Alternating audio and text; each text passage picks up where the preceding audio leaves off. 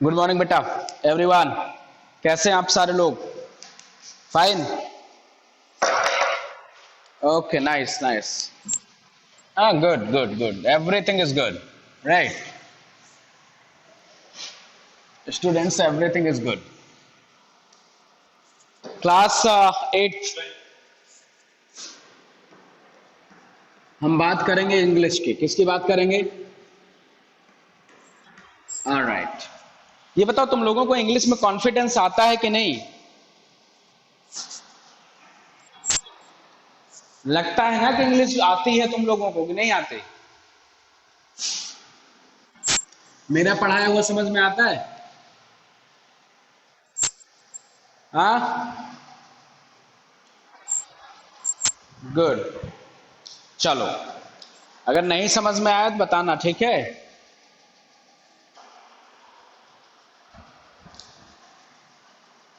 Students, कल आपको portion आपके व्हाट्सएप ग्रुप में भेजा जा चुका है कि एग्जाम में क्या आने वाला है। क्लियर? हाँ, कल आपको ये पोर्शन भेजा जा चुका है बेटा कि एग्जाम में क्या आएगा। ठीक है, तो आप लोग पोर्शन के अकॉर्डिंग तैयारी तैयारी करते रहिए। पोर्शन के अकॉर्डिंग क्या करते रहिए स्टूडेंट्स? तैयारी करते रहिए। हाँ, your preparation should continue there according with portion. Portion के अकॉर्डिंग आपकी तैयारी होती रहनी चाहिए। आइए बेटा, एक बात करेंगे। आप आर्टिकल के बारे में पढ़ाई जरूर कर लीजिएगा। आर्टिकल आर्टिकल के बेस पे जो एक्सरसाइज है, जिसमें हम लोग ए एंड दा की यूज करेंगे, ए एंड दा, इसके बारे में जानकारी कर लीजिएगा। स्टूडेंट्स, रिवीजन में है ये। किसमें है? रिवीजन, ग्रामर में। देखो, लिटरेचर में कुछ रिवीजन कराना नहीं है। लिटरेचर में बिल्कुल फैक्ट बातें हैं, क्वेश्चन आंसर की बात है। आपको करना क्या है? हर एक लेसन का पहला 3 क्वेश्चन याद रखना है। हर लेसन से फर्स्ट 3 क्वेश्चन याद रखना है। पहले 3 वर्ड मीनिंग याद रखना है। सारे ट्रू फॉल्स याद रखने हैं। ठीक है, यहाँ पे रिवीजन देखेंगे बेटा, तो रिवीजन में ग्रामर का जो लेसन 1 है बेटा, रिवीजन में ग्रामर का लेसन 1, उसमें आप आर्टिकल को याद रखिए। किसको याद रखेंगे? आर्टिकल याद रखेंगे बेटा। आप क्या करेंगे? आर्टिकल को याद रखेंगे। आर्टिकल के टाइप कौन कौन से होते हैं? डेफिनिट और इनडेफिनिट होते हैं। डेफिनिट में कौन होता है? द। और इनडेफिनिट में कौन होता है? ए और एन। हाँ, इनके बारे में भी जानकारी रखिएगा। क्या होते हैं डेफिनिट और इनडेफिनिट आर्टिकल? एग्जाम में आपसे पूछा जा सकता है। यह क्वेश्चन आपसे एग्जाम में पूछा जा सकता है। ठीक है, तो डेफिनेट आर्टिकल, हाँ बेटा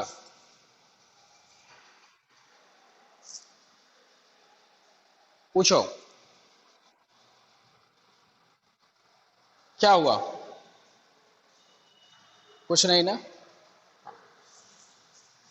तो आर्टिकल और लेशन पहले में जितनी एक्सरसाइजेस कराई गई हैं, ग्रामर के लेशन 1 में जितनी एक्सरसाइजेस आपको बेटा कराई गई हैं, वो सारी एक्सरसाइजेस आप प्रिपेयर रखेंगे, एग्जाम में पूछा जा सकता है। All the exercises whatever has been completed before in the class, just try to prepare all those things. Question might be taken from there, right? Question might be taken from there, right? So कोशिश करिए वहां से आप अपनी preparation याद रखिएगा। Grammar का lesson number 2 आ जाते हैं भाई। लेसन नंबर 2 में आइए। लेसन नंबर 1 में आर्टिकल और उससे बेस एक्सरसाइज पे ज्यादा ध्यान दीजिए। आपको यह भी ध्यान देना है कि आर्टिकल के टाइप क्या हैं। दूसरी चीज बेटा, लेसन 2 में मॉडल और ऑक्सिलरीज क्या होती हैं?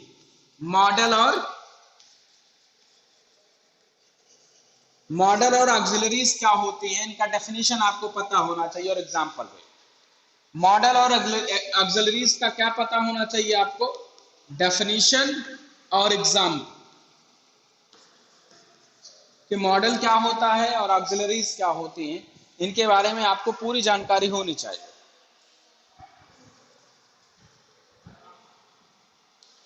स्टूडेंट्स, इनकी पूरी जानकारी आपको होनी चाहिए।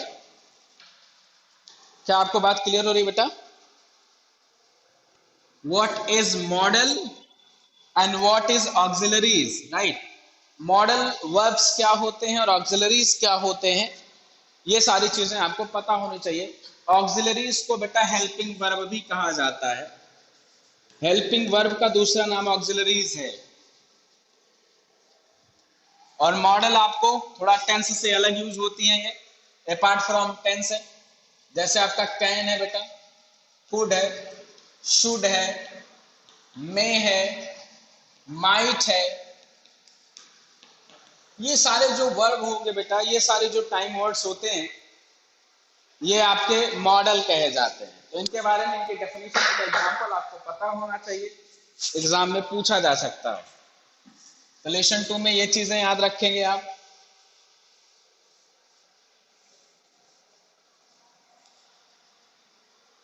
स्टूडेंट्स आइए लेसन 3 में देखेंगे। लेसन 3 जो आपका है ग्रामर में,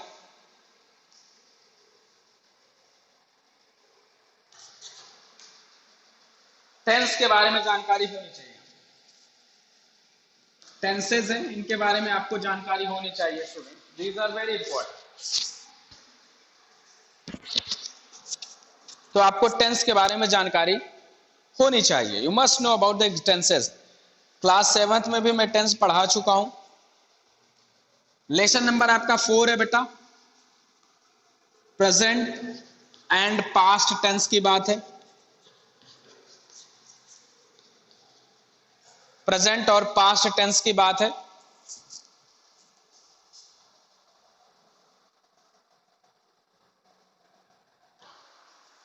स्टूडेंट प्रेजेंट और पास्ट टेंस की बात है। तो इस टेंस को ऑलरेडी मैं आपकी क्लास में लेक्चर्ड हो चुके हैं। Already I have given lecture on this topic. इसे जाती तो है यार, एक्चुअली मुझे नेटवर्क देखे, स्पीड देखे क्या, अभी नहीं जा रही। हाँ स्टूडेंट्स देखेंगे, प्रेजेंट एंड पास्ट टेंस की अगर मैं बात करूं तो ये लेक्चर हो चुके हैं, जिसमें मैंने प्रेजेंट के 4 टेंस के बारे में आपको ऑलरेडी एक्सप्लेन कर दिया है। प्रेजेंट के 4 टेंस के बारे में आपको बता दिया है कि present indefinite, present continuous, present perfect और present perfect continuous. Present indefinite को बेटा, प्रेजेंट इंडेफिनिट को सिंपल प्रेजेंट भी कहा जाता है। स्टूडेंट ये भी जानकारी आप में होनी चाहिए कि प्रेजेंट इंडेफिनिट को सिंपल प्रेजेंट भी कहा जाता है। उसी तरीके से पास्ट में 4 हैं, पास्ट में भी 4 तरीके के हैं बेटा। आपका सिंपल प्रेजेंट, सिंपल पास्ट होगा। सिंपल पास्ट का मतलब होता है क्या, पास्ट का इंडेफिनिट, फिर कॉन्टिन्यूअस हो जाएगा बेटा, फिर परफेक्ट हो जाएगा, और अगला आपका है परफेक्ट कॉन्टिन्यूअस। अगला परफेक्ट कॉन्टिन्यूअस है। तो स्टूडेंट इन सारी चीजों का ध्यान आपको रखना पड़ेगा। Simple present, present continuous, present perfect और प्रेजेंट परफेक्ट कॉन्टिन्यूअस, ये टेंसेस क्या होते हैं, इन टेंस की हेल्पिंग वर्ब क्या होती है, कब इनका यूज होता है, ये सारी चीजें बेटा मैंने लेक्चर में एक्सप्लेन कर दी हैं। रिवीजन कॉपी में जाइए, वहां पे रिवाइज करिए, और सबसे इंपॉर्टेंट जो है बेटा, इस पर बेस्ड जो एक्सरसाइज है, एग्जाम में आपसे इसी पर बेस्ड एक्सरसाइज पूछा जा सकता है। ये चीजें ध्यान रखना है आपको। एक्सरसाइज जो इस पर बेस्ड है वो पूछी जा सकती है, ये चीज आप पूरा ध्यान रख लीजिए।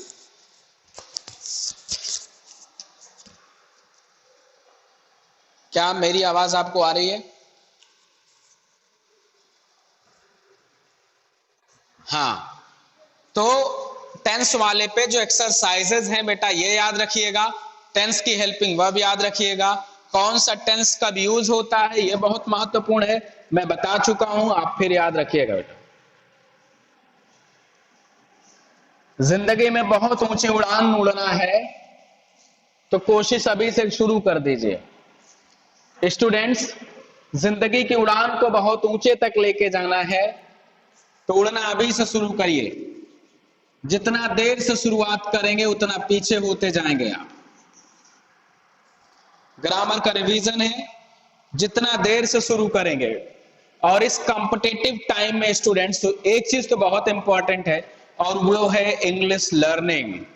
याद रखिएगा, सारी चीजें जो डिपेंड करती हैं बेटा, वो डिपेंड करती हैं कि आप सीखते कितना अच्छा हैं। तो इंग्लिश का लर्निंग आपकी लाइफ का बड़ा इंपॉर्टेंट पार्ट है, इसलिए इंग्लिश से कोई कंप्रोमाइज मत कीजिए। तो प्रेजेंट और पास्ट पे बेस्ड बेटा जो भी एक्सरसाइज है, प्रेजेंट और पास्ट पे बेस्ड जो भी एक्सरसाइज है, उस एक्सरसाइज को क्या करना है बेटा आपको? उस एक्सरसाइज को क्या करना है?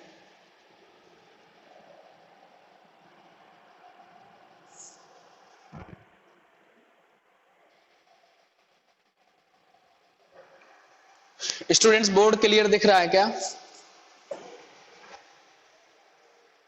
क्या बोर्ड के नहीं? अच्छा, एक सेकंड रुक जाओ, एक सेकंड बेटा।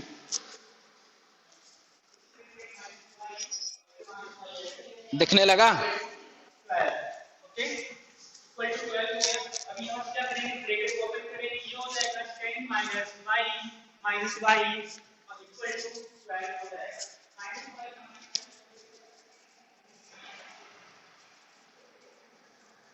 एक सेकंड, थोड़ा सा बेटा कैमरे पे मुझे लग रहा चौक वगैरह है क्या?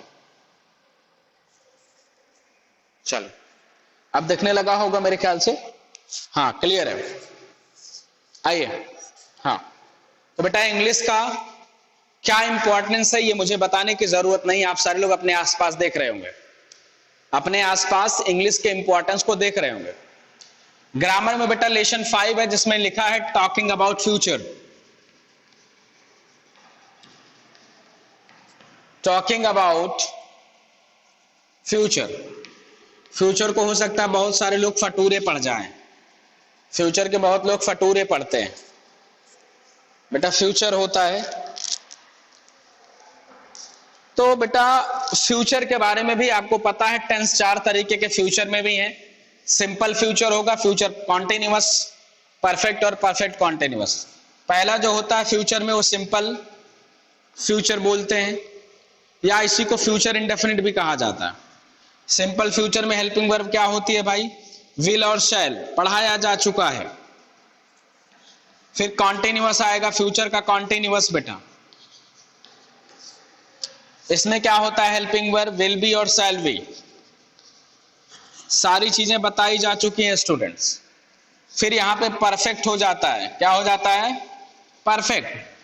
परफेक्ट में होता है विल हैव और शैल हैव, ये हेल्पिंग वर्ब होती है परफेक्ट में। और फिर अगला लास्ट हो जाता है परफेक्ट कॉन्टिन्यूअस। फ्यूचर में अगला क्या हो जाता है बेटा? Future perfect continuous.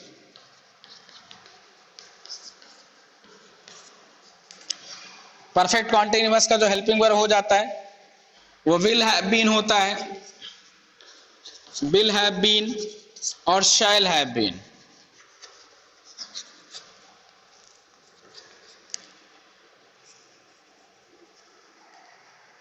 ये टेंस जिनके बारे में एक्सप्लेनेशन बेटा पहले भी क्लास में किया जा चुका है। आई होप कि आप सारे लोगों को पहले से भी प्रिपेयर होगा। इनका यूज कैसे होता है और इन पर बेस्ड एक्सरसाइज क्या है, ये चीजें याद रखनी है आप। इनका यूज क्या होता है और सारी एक्सरसाइजेस तैयार रखिए बेटा, ये बहुत इंपॉर्टेंट है, ये बड़ा इंपॉर्टेंट है। इनकी सारी एक्सरसाइजेस भी आप याद रखेंगे कि कौन सी एक्सरसाइज में क्या बात हुई है, क्योंकि एक्सरसाइज बड़ी इंपॉर्टेंट है।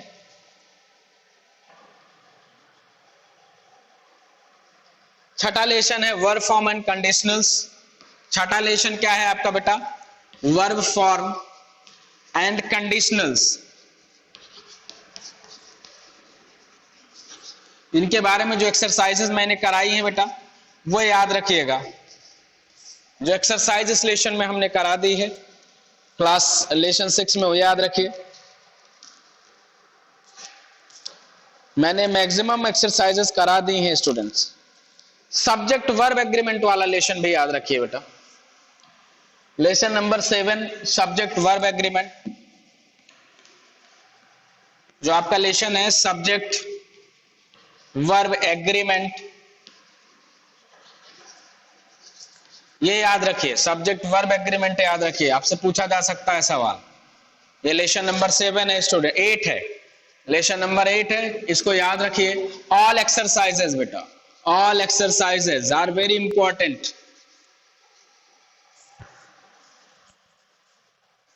बात मेरी समझ में आ रही है?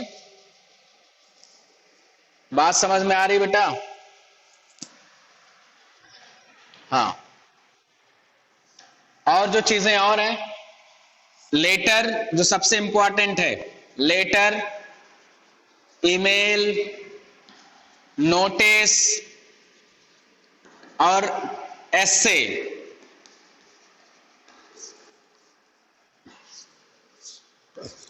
ये जरूर याद रखिए बेटा, जरूर याद रखिए।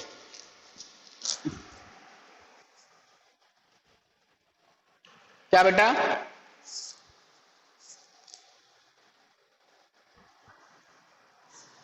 कितने वर्ड में बेटा?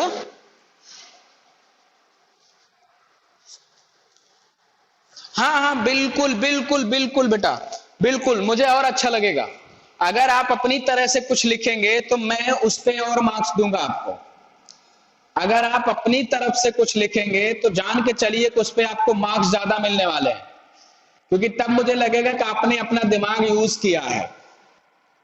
स्टूडेंट्स, अगर आप अपनी तरफ से लिखेंगे, अपने मन से लिखेंगे, सोच कर लिखेंगे, तो मार्क्स ज्यादा मिलने के चांसेस हैं। बिल्कुल लिख सकते हैं। इंग्लिश लिटरेचर और इंग्लिश ग्रामर दोनों में ही अगर आप चाहते हैं कि मैंने 2 लाइन का आंसर लिखाया है, आप उसको 4 लाइन में लिख सकते हैं, तो बिल्कुल लिखिए, स्वागत है, वेलकम। मैं कभी नहीं कहूंगा कि जो मैंने लिखाया है आप वो लिखिए, बिल्कुल मत लिखिए। आप अपने तरह से सोच करके, दिमाग लगा करके, आपको एक अवसर दे रहा हूं मैं कि आप अपना दिमाग लगाकर आंसर लगाइए। क्लियर? मेरे दोनों सब्जेक्ट में, चाहे ग्रामर हो चाहे लिटरेचर हो, बिल्कुल जरूरी नहीं है कि जो सर ने कराया है वही करना है। आप अपने हिसाब से, अपने ढंग से आप बेहतर कर सकते हैं, मुझसे बेहतर कर सकते हैं, बिल्कुल करिए, स्वागत है, मोस्ट वेलकम। ओके बेटा, तो बिल्कुल ये चिंता मत किया करो कि जो सर ने कराया वही करना है, बिल्कुल नहीं, आप अपने तरह से लिख सकते हैं अच्छे से। तो स्टूडेंट, आज की रिवीजन क्लास में यही था, इतनी चीजें याद रखना है। लिटरेचर में मैं बता चुका हूं क्या करना है। So it's enough, student. Thank you very much for today's joining our session. See you again in the next class. Till then, have a nice time all.